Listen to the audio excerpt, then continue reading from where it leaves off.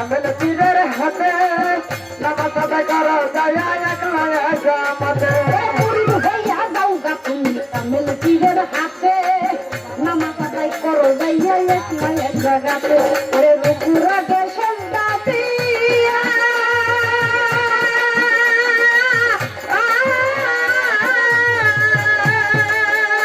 ওরে সামনেতে দেখো চাইয়া গো রুকুর আগে সেজদা দিয়া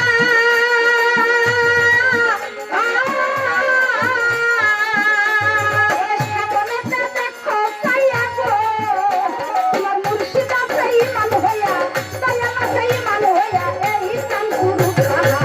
কাবাতে থাকে পরওয়ার গো কাবাতে থাকে পরওয়ার আল্লাহ নিজের হাতে নিসুরে বানায়াছে কাবা ঘর কাবাতে থাকে পরওয়ার গো কাবাতে থাকে পরওয়ার আল্লাহ নিজের হাত দিয়ে নিজের শুরুতে বানাই আছে কাবা ঘর কাবাতেই থাকে পরওয়ার এই কাবাকে চিনো এই কাবাকে ভজো তাহলে এসে তুমি আমার দয়াল মুর্শিদি হচ্ছে জান্নাতগ্রস্ত আরে যারা এই ধরা ধামে জান্নাতগ্রস্ত না ছিল তারা সারা জীবনেও আর ছিল না। গুরুকে ভজো গুরু সেবা করো তাহলে গুরুর কর্ম সাধন করো তাহলে দেখতে পাবা দরদি এই চেহারার মধ্যে কার চেহারা শুধু মমিনি কেউ যাইও না ওই কাবারি ঘরে দাদার দিতে তোমার ছেলে হইতে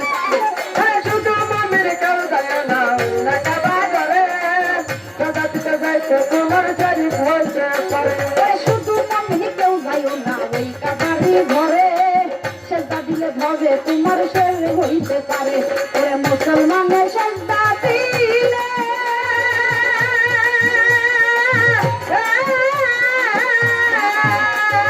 সেই কাবার ঘেট আপনি খুলে গো মুসলমানের সেজদা দিলে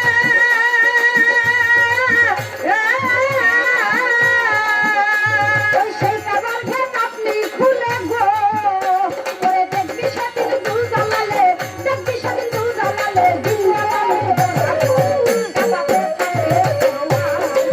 কাবাতে থাকে পরওয়ার আল্লাহ নিজের হাতে নিসুরে বানায়াছে কাবা ঘর কাবাতে থাকে পরওয়ার গো কাবাতে থাকে পরওয়ার মুমিন বান্দা পাবে শুধু বেহেশতের সন্ধান স্বয়ং আল্লাহর দেখা পাবে যে হয় মুসলমান আরে মুমিন বান্দা পাবে শুধু বেহেশতে সন্তান স্বয়ং আল্লাহ দেখা পাবে যে হয় মুসলমান মুমিন বান্দা পাবে শুধু বেহেশতের সন্ধান কই তুমি ব্যস্ত দেখবা না তুমি ব্যস্ত হবা আহা তোমার দেখলেই চলবে না তুমি নিজেই ব্যস্ত হবা যদি শুধু মুমিন হও শুধু মুমিন ভাইয়া পড়তে হয় না বলে চলে না পড়ার টাকা পড়ছি ওই রকম যদি হও তাহলে ব্যস্ত সন্ধান পাইবা কিন্তু নিজে ব্যস্ত হইতে পারবা না জানা নাকি খাঁটি মুসলমান খাঁটি ভক্ত তারা সেই ব্যস্ত দেখে নিজেই সেই ব্যস্ত হয় ওরে মুমিন বান্দা পাবে শুধু বেহেশতের সন্ধান স্বয়ং আল্লাহর দেখা পাবে যে হয় মুসলমান আরে মুমিন বান্দা পাবে শুধু বেহেশতে সন্তান স্বয়ং আল্লাহ দেখা পাবে যে হয় মুসলমান ওরে হাকিকতের বাণী দিয়া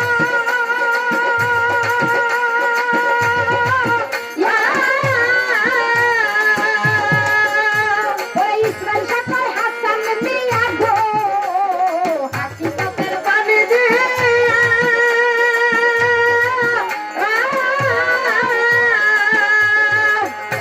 ওরে ইসরাইল শাখার হাসান মিয়া গো ওরে হাসরের দিন মুমিন হইয়া হাসরের